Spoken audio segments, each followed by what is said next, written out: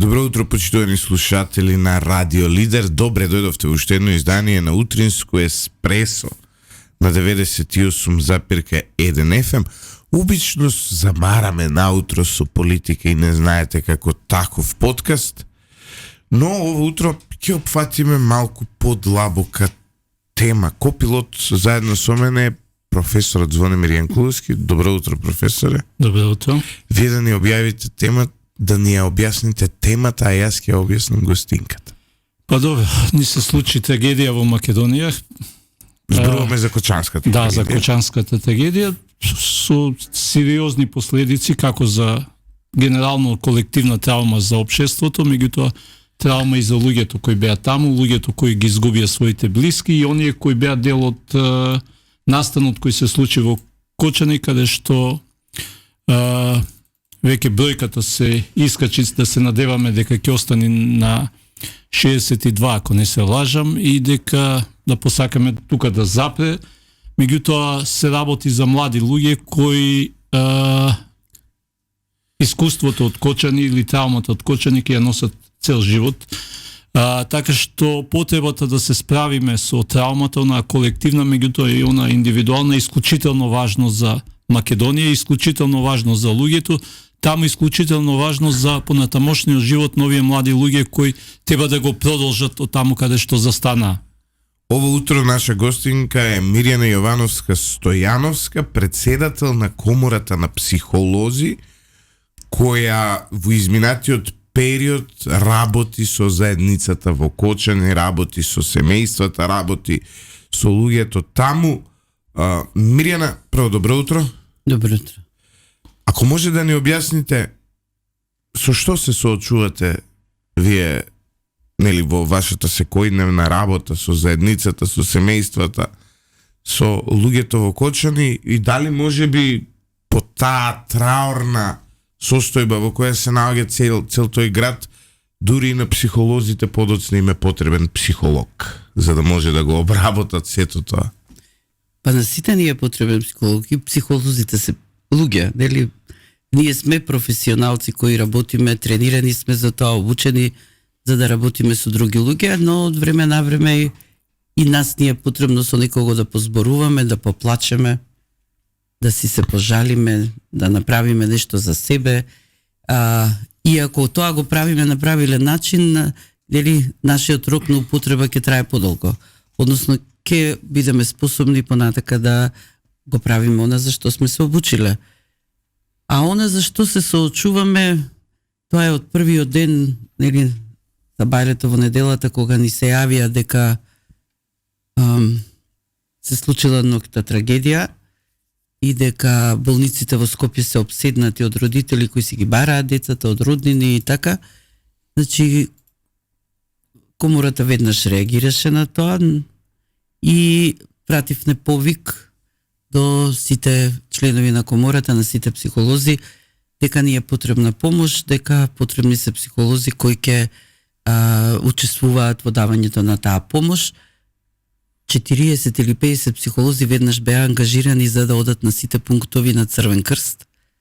Мислам, морам да го пофалам, Црвен крст навистина реагира неверојатно нешто. Мислам, нешто дори можам да кажам во нашава земја моментално нешто најорганизирано што може да го видите.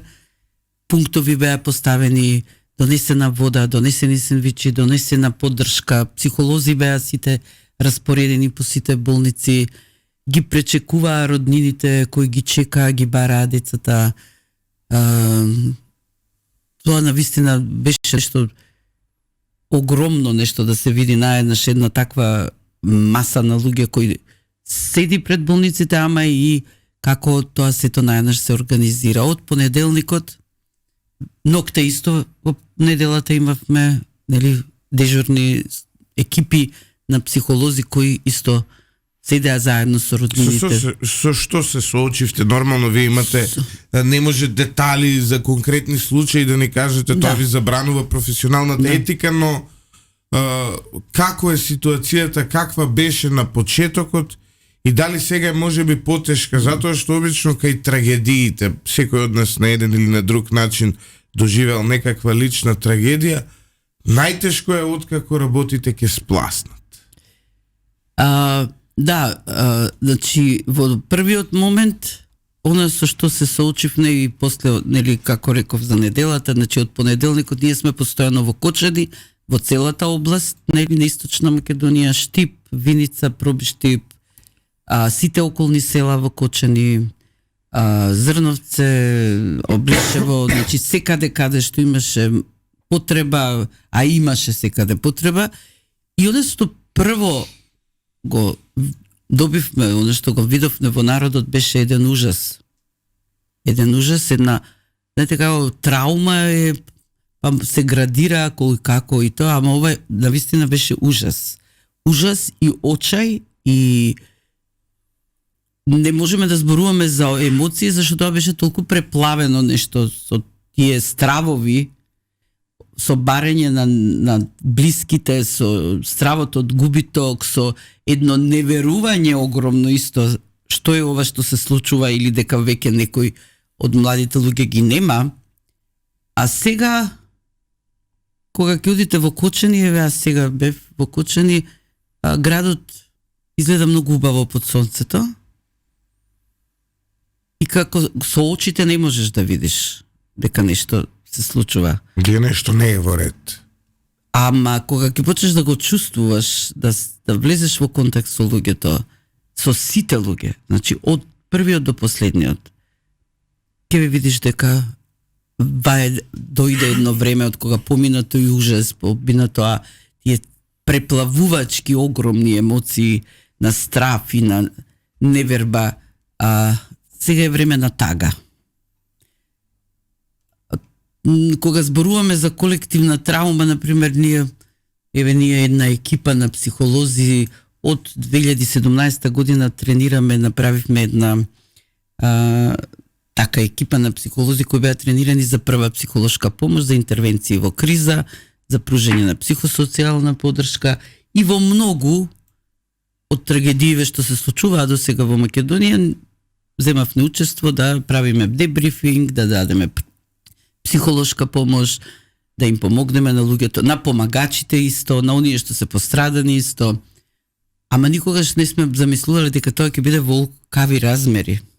Затоа што да, ние околу 27, па некој доаѓаше, некој одеше и така спремни да работиме со траума, зборуваме, пишуваме, нели, направивме презентации, што е колективна траума, ама ова е навистина некој пример што е неверојатно, нешто, цела една област огромна, затоа што ова е еден специфичен облик на катастрофа.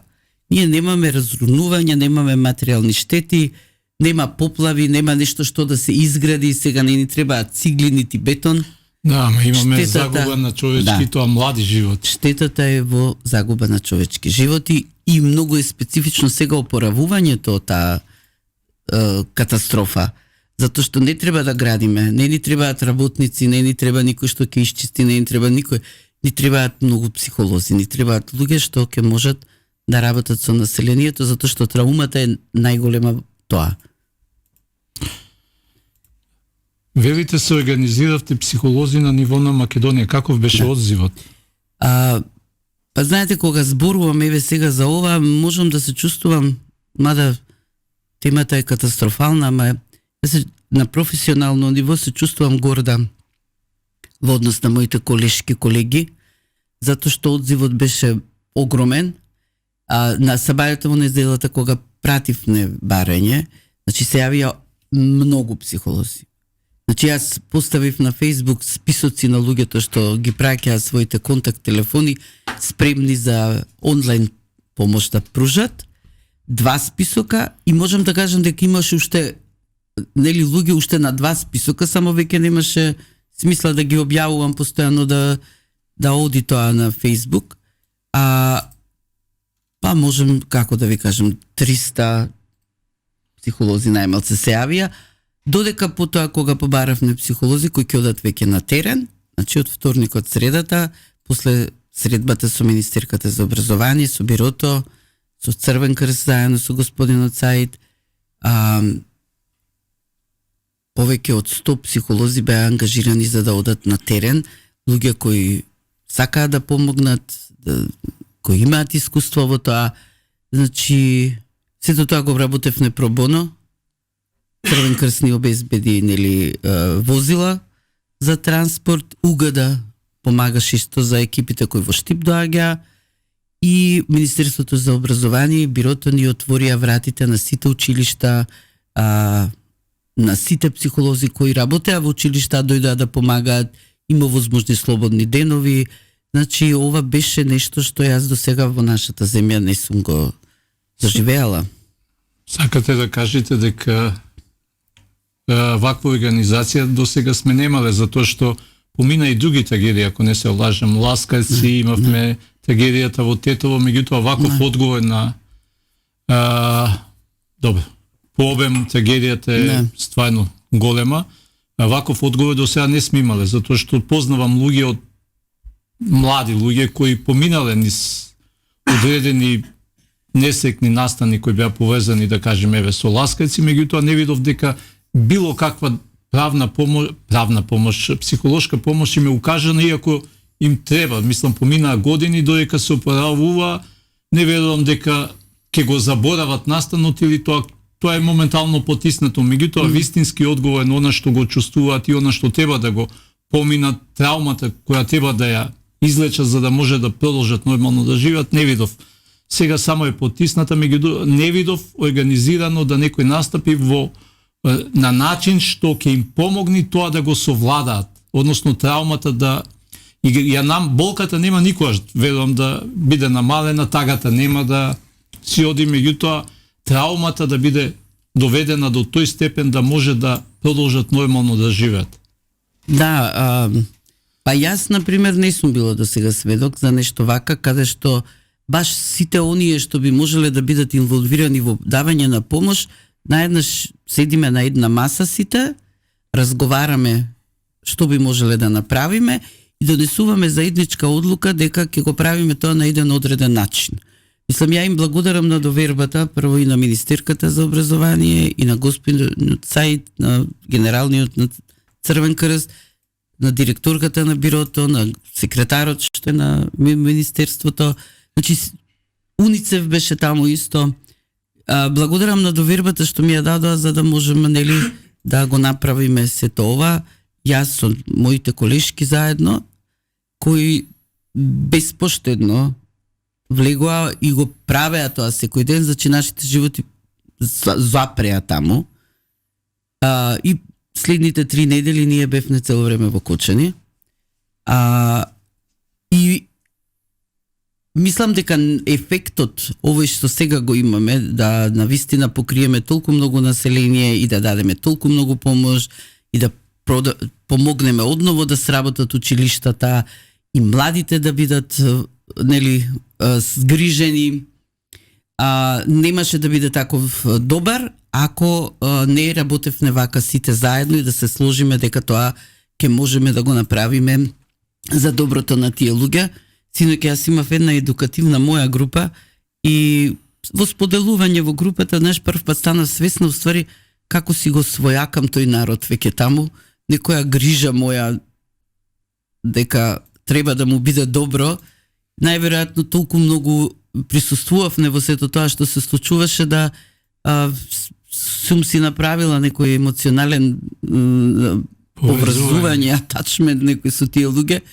И јас нешто зборував, некам, ја нема да дозволам никој да ги повреди, никој да дојде таму да направи нешто со нив. Можно ли е, затоа што во овој момент може ли да кажеме дека тоа се функционални заедници, затоа што траумата е се уште присутна таму. Замислете, вие сте средошколеци, одите на училиште и сваќате дека третина од вашиот клас го нема. Тоа е една, може да биде една длабока траума. За семејствата траумата ќе биде многу долгорочна. Прашањето е дали во овој момент во Кочани има функционална заедница на луѓе кои газат на земја, или тоа е се уште едно жариште од психолошки аспекти, дека треба уште многу долго да се работи, треба уште многу да има поддршка од психијатри, од психолози, од Па еве вие одговоривте на прашањето на почетокот кога почнете да опишете пред да прашате. Ако таа траума, губитокот на член од семејството на дете, некои изгубиле мажи, некои изгубиле, значи, млади луѓе, е толку долга за да се опорави, значи сето тоа ќе влие на целиот град. Сега, зошто се прави, например, прва психолошка помош? За да во првиот момент може да се одработат тие трауматски доживувања кои ги имаат луѓето. Потоа понатака се продолжува со психолошка помош, тоа е сега во овој вториот дел што ние го правиме, кога им даваме можност на сите што не процесирале емоции, а најголем број не е, да може да разговараат за тоа, да изградат копинг механизми, како ќе се справуваат со собствените емоции, како ќе им помогнат на најблиските, затоа што ова е, вчера беше 40 дена, тоа е еден период кога луѓето, освен што го доживеаат тој шок, катастрофа, а они се ретрауматизираат постојано, затоа што постојано нели доаѓа погребот, па претходно носеа облеки, па потоа одново одат на гробишта, па потоа нешто се случува, значи постојано седат во тоа, да. А празниците се место на семејствата и вие наеднаш гледате дека еден дел од вашето семејство не е. Па сега да, и празникот тама. Празниците имаат добра психолошка улога во зацврстување на семејствата, но од друга страна кога некој го нема, тогаш улогата им е трауматска. Барем во мојот случај се, не знам. Точно така, мада да еве повеќето од луѓето зборат дека секоја вечер кога семејството треба да се собере, они гледаат дека некој им фали. А нормално дека тоа многу се потенцира баш на празникот, кога уствари улогата еве на овој празник беше нели да имаме заеднички ручеци, доручек, да одиме во црква заедно, да се дружиме заедно, да бидеме цело семејство, сите роднини заедно, и кога некој фали, тогаш е навистина на ваков начин катастрофа. Ова сето што го правиме е идејата е да се превенира појава на PTSD, да се појава на психосоматски заболувања, да луѓето дојдат во некое ниво на функционирање кај што ќе можат да си создадат рутина во живењето. Тоа е нешто што ќе ги лечи. Тоа може да со нормален живот. Мислам, колку е нормален, тоа е прашање, да бидат функционални. Така, ја не го користам зборот нормален живот, затоа што така имаме различни дефиниции за нормалности, нели? Него со секојдневен живот, со некоја рутина во живењето, и таа рутина не прави да градиме нови навики и да продолжуваме да живее, и тоа го стишува, нели, тој емоционален дел, овдека бидејќи се тоа катастрофални случувања и така силни емоции, значи тоа ќе трае многу долго. Ние сега имаме план до следните година или две, постојано 2 години, да формираме центар за ментално здравје во, нели, со помош на Црвен крст во Кочани, кој најверојатно може ќе стане и регионален центар, сега ќе видиме како тоа ќе се развива, ама веќе имаме екипа на психолози кои се локални, тука местни, значи што е одржливо многу, нели, не мора постојано од Скопје. Иначе можам да кажам дека во таа 80-100 луѓе кои беа ангажирани психолози таму, имаше од цела Македонија доаѓаа луѓето од Сабајле. Од Струга, од Охрид, од Битола, од Прилеп, од Гевгелија. Значи, имавме одзив од баш целата држава, што е стварно импресивно. Кои методи ги користите во ваквите случаи? Нели психологијата е наука, односно материја која има своји методи. Какви методи користите во пристапот кон луѓето таму? Како ги евалуирате, како со нив, потоа, нели, кои методи ги користите за да им биде подобро? Значи, во првите моменти тоа е пружење на прва психолошка помош. Тоа е специфичен облик на работа и за кој што ги тренираме луѓето како да го прават тоа. И потоа доаѓа делот за психосоцијална помош, кога ги пробуваме со она како се чувствуваат и све што доживеле да се вклопат одново во животот. Тоа е можеби сега оваа фаза што ја правиме, како да се вратат во таа социјала, како да учествуваат во работата и живењето на заедницата. И после тоа ќе одредено за населението, значи што овие, например, постапки прва психолошка помош и психосоцијална помош, ќе го намали многу бројот на луѓето кои ќе останат со трауми, кои ќе им треба специфичен начин да работат за траума, за да се опорават од тоа и да им помагаме постојано да градат тие копинг механизми. Значи, еден облик на советување психолошко во кој што ние, добро, како ќе го поминеш денеска денот? Што за тебе е важно во овој ден да го правиш? Значи, полека ќе ги учиме, нели, да го поминуваат денот, да го одживеат денот, да си направат план, да ги доведеме на ниво кога нивните когнитивни функции ќе почнат поефикасно да работат. Затоа што после трауми, после вакви големи шокови, она што се случува кај луѓето е да когнитивните функции почнуваат да се гасат и се на многу ниско ниво. Луѓето не можат правилно да размислуваат, не можат да донесуваат одлуки, не знаат што да прават, изгубени се, не им работи логиката и тоа е сето последица од траумата. Значи, како ние што побрзо да ги вратиме во тоа да нивните когнитивни функции почнат да се качуваат на некое задоволително, оптимално ниво, за да можат да функционираат во животот. Зашто емоциите се хемиски материи натре во телото. И кога тие се во огромно количество, тие го обливаат целиот организам и префронталниот кортекс не работи. Немаме одлуки, немаме размислување. Ние сите нели знаеме, не, еве во една убава работа, да кажем, кога сме заљубени, дека нашиот мозок не работи. Као да губи контакт со реалноста. Ние гледаме само еден дел во кој сме си заљубени и не сме многу во контакт со реалноста. А тек во вакви катастрофи. Значи, луѓето... Вие мислите дека за да не работи мозокот, не треба да сме да се заљубуваме? Ја малку обратно ќе свртам работата. Да. Не. Кога имаме силни тие, ќе ги наречам тие хемиски материи кои ги имаме во нас, кога ги имаме во големо количество, значи ние не сме многу баш рационални во однесувањето, не во... Сега тоа и со се случува овде, значи на едно многу поголемо, посилно ниво. Да.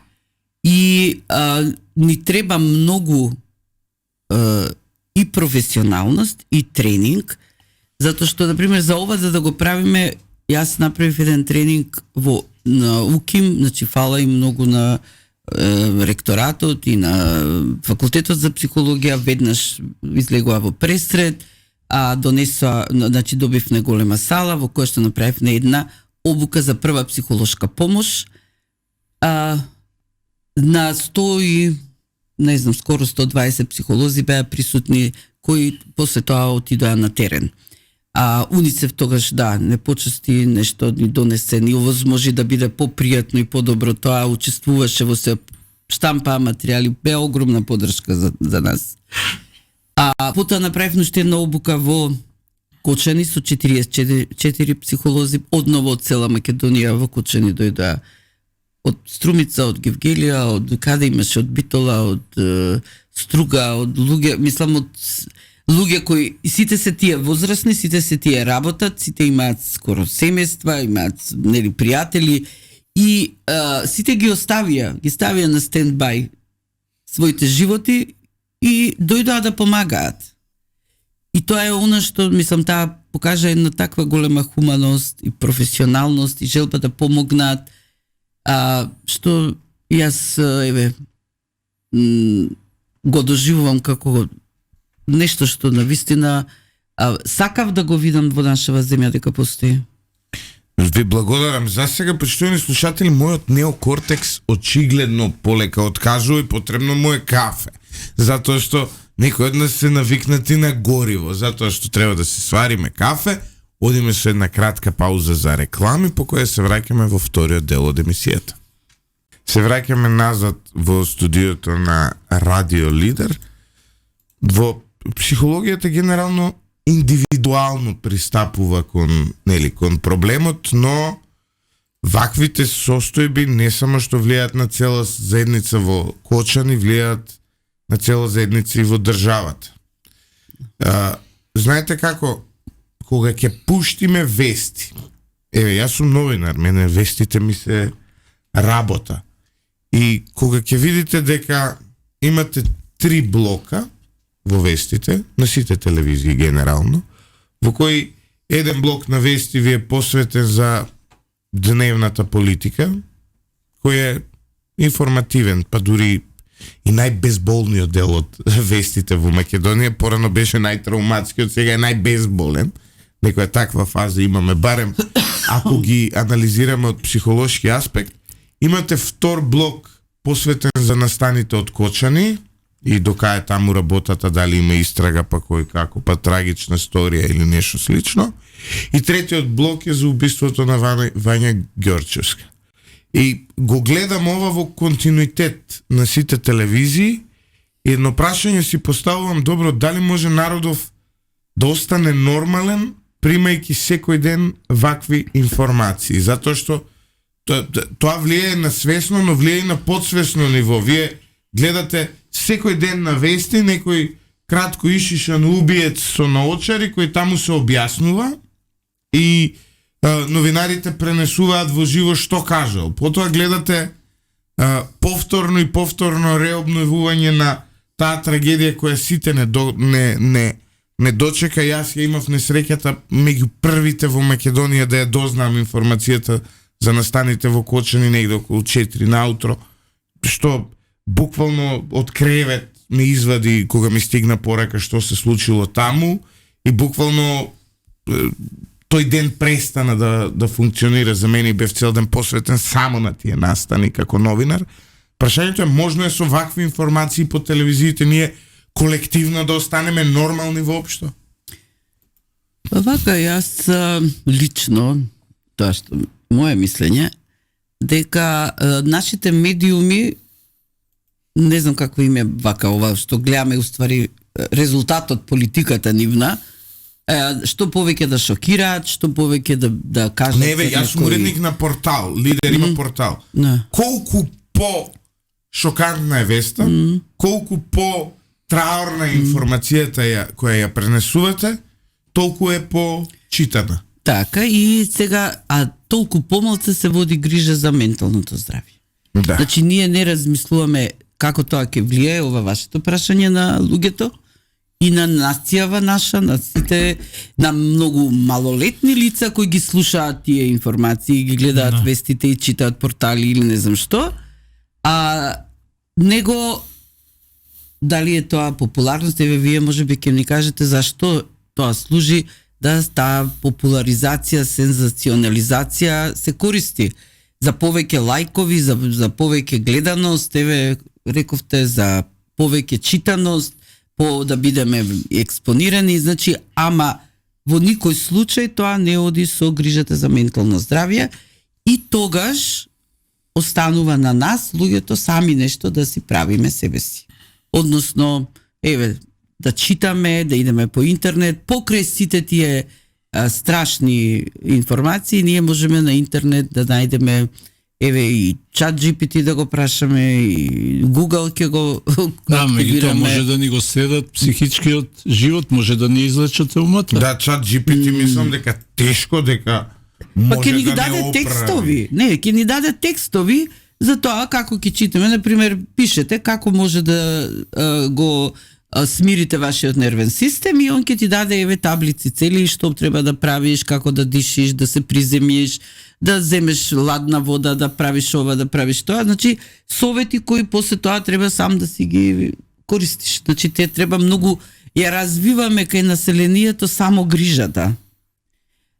И ние како психолози што постојано се нудиме, значи имаме многу телефони за тоа да може некој да се јави, да поразговара, да праша како, или луѓето доаѓаат и директно бараат помош за тоа како они да се справат со ситуацијата, со она што се случува внатре во нив, какви механизми да користат. Но најголем тоа е проблемот во овие работи, барем според мене, се може би грешам, исправете ме, но најголем дел од луѓето не се ни свесни за проблемот. Еве, например, јас имам, затоа што предолго сум во оваа професија, предолго, 11-12 години, и веќе имам воспоставено одредени метод на психолошка самозаштита, односно, откако ќе помине оној прв бран на настани, кој мора да го сработите. Едноставно немате друг избор, освен да се соочите со тие шокантни информации.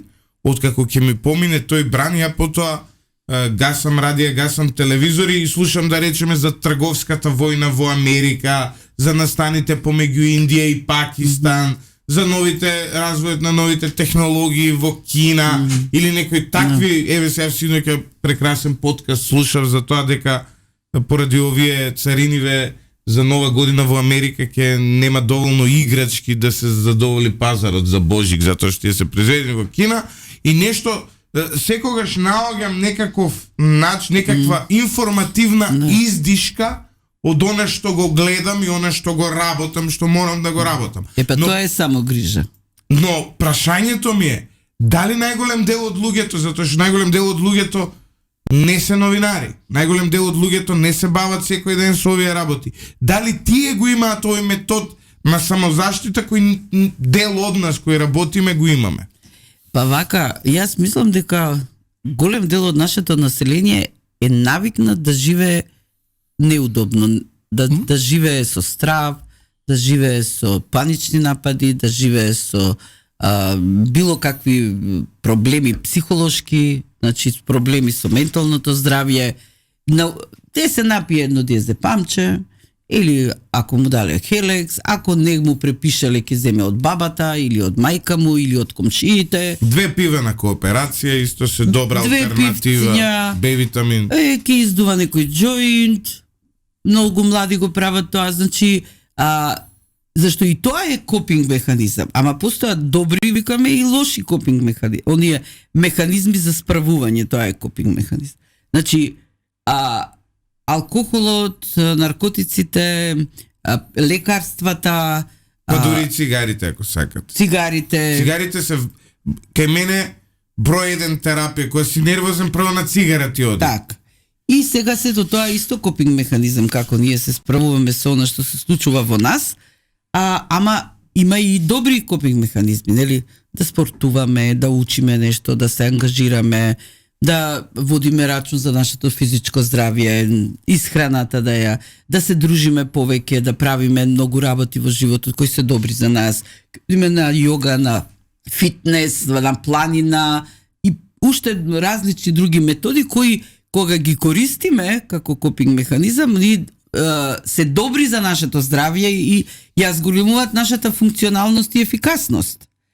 И сега, може би, медиумите би можеле да направат нешто во врска со тоа, да ја разбирам, такво дошло време, нели, треба да бидеме шо погледани, поише ќе заработиме, поише лајкови ќе имаме и така, ама ете, може би една, нели, таа со општествена одговорност што сите ние имаме и да направиме нешто добро за луѓево. Како ние да им помогнеме, еве да го пребродат сето тоа, како да преидат преку сето тоа, како да изградат механизми собствени да си се справат со сето тоа. Например, кога ние психолозите еве сега работиме таму... Например, имаше добра иницијатива, се извинувам, против обидот на дел од медиумите да прават директен пренос од погребите. Да. И тука се собравме, ние како медиум ја поддржавме таа иницијатива која почна Иван Самирчевски, директорот на Канал 5 телевизија.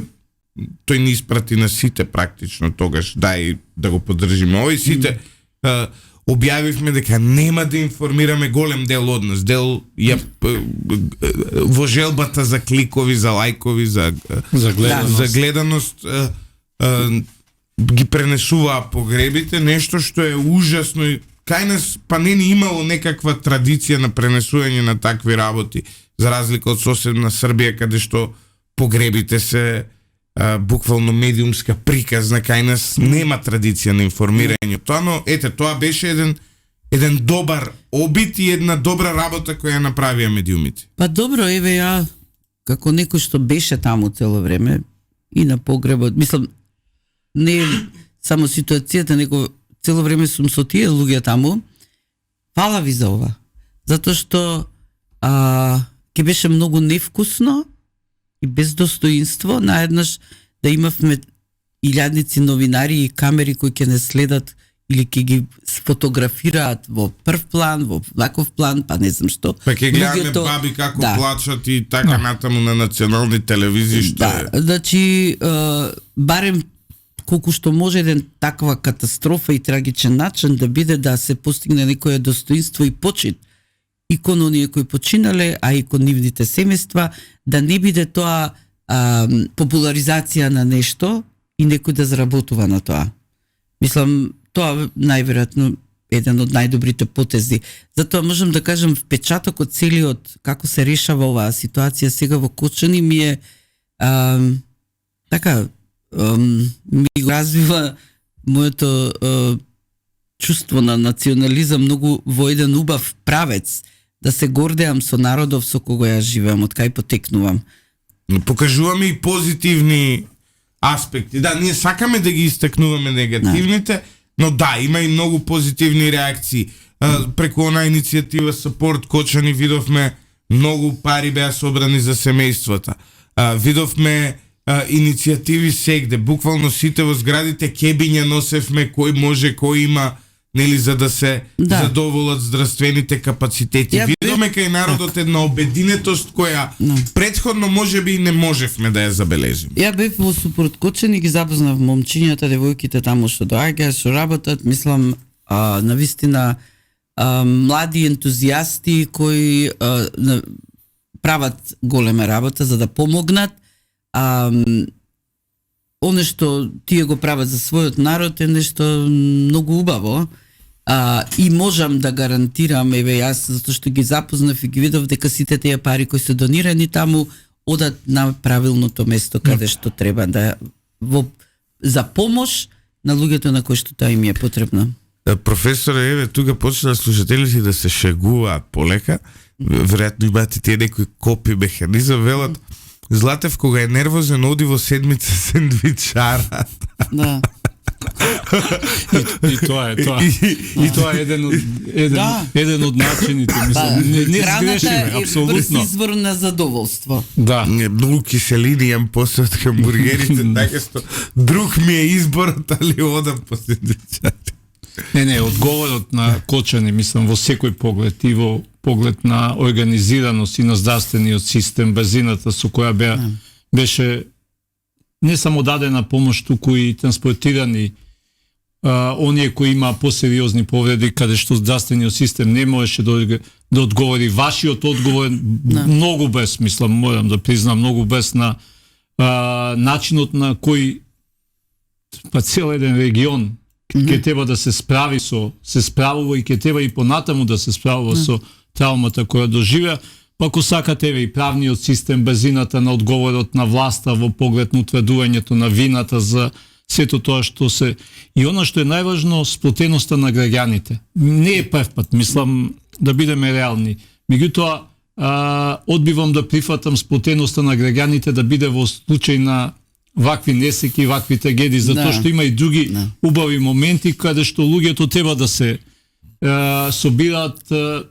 Ниту GPT ќе помогни, ниту вештачка интелигенција ќе помогни, затоа што непосредниот човечки контакт е клучен. Тоа верувам дека вие најдобро го забележувате во регионот, односно во градот Кочани, каде што средбата со луѓето кои изгубиле, луѓето кои доживеале траума е многу поважен него она што може тачно да најдете на интернет се веќе, меѓутоа оној човечка топлина, одговорна на заедницата кон трагедијата, тоа тешко дека ќе го најдете, и токму тоа е она што треба да излекува траумата, односно да ги излечи луѓето од несреќата и она што сето следи со нејзе во нивните понатамошни животи.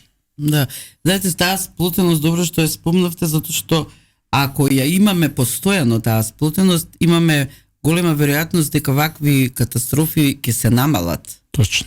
И тоа што исто спомнавте за одговор на здравствениот систем, значи јас бев и во болницата и сум ги видела луѓето, зашто ги видов на и матичните лекари, ние работиме дебрифинг со сите оние кои биле помагачи вечерта, кои работеле на местото на настанот. Она што, например, болницата од Кочани го направи е со тоа што го имаат, Да. значи е чудо. Сите, целиот персонал, сите што можеле, значи се дале 100%, сета енергија и сета умешност што ја имаат за да бидат тука за сите оние што се донесени, што бараат помош. Тука се пожарникарите исто, кои направиле нешто. Имаме и жртва во борбата за тие. Тоа е возачот на прва помош, човекот почина од, како се викаше, синдромот уморно срце. Колку пати се вратил од Кочани до Скопје, за секој можем да го донесе.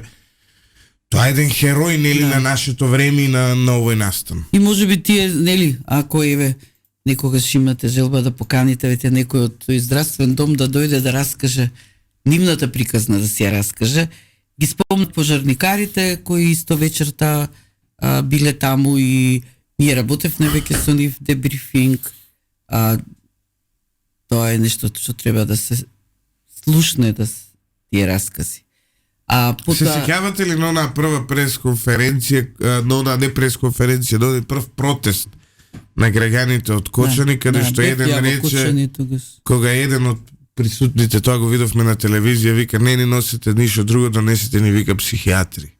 Да, ние веќе бевме таму, значи екипи на психолози. Луѓето им беше јасно дека не им е добро, нели? Да. Потоа можем да кажем дека полицијата беше исто таа вечер таму. Екипи на значи полицајци оној бес кој го видовме на тој протест, каде што буквално беше демолиран или еден објект, сега има и кривични пријави за тоа. Тој објект бил на газдата на оваа дискотека, но тоа веќе не е ни толку важно, но дали тој бес таму е исто така еден заштитен механизам на тие луѓе, или може би е некаква психологија на стадо, психологија на луѓе кои сакаат да линчуваат поради несреќата? Значи, јас не би рекла дека тоа било. Постои таа, нели, некоја психологија на стадо, ама не во овој случај, затоа што лутината беше точно усмерена кон објекти или кон луѓе за кои што се сметаше дека се одговорни за тоа.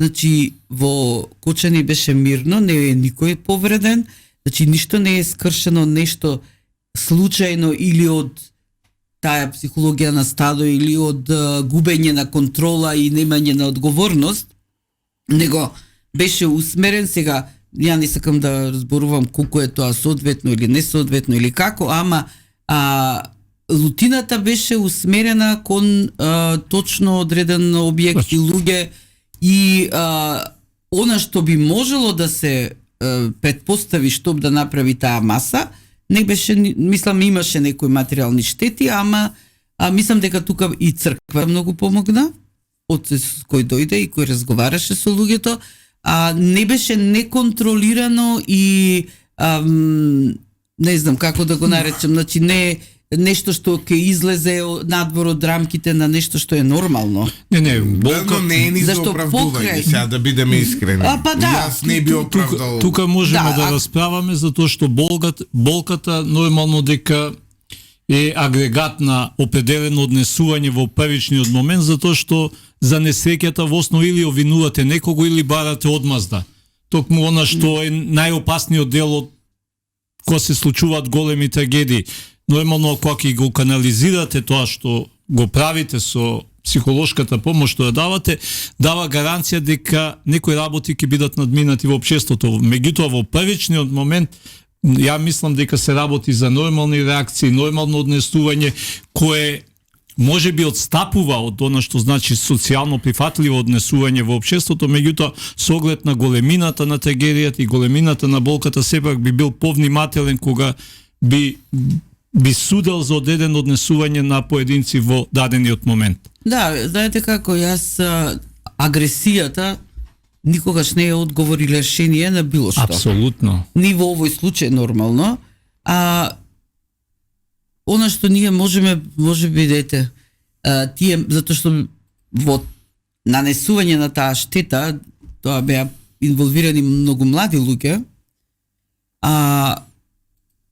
не сум јас себе, ако и покрај тоа што не оправдувам агресијата, не сум да бидат казнети, него можеби да им помогнеме да научат нешто од тоа што го направиле. Нема да се согласиме, сепак се институциите на системот се овде за да ги спроведуваат како се вика правилата. Психолозите имаат една улога, тоа е да им помагаат на луѓето, институциите на системот мора да казнуваат за секој престап, за да имаме ние функционален систем и да не слушаме цело време после како системот е виновен.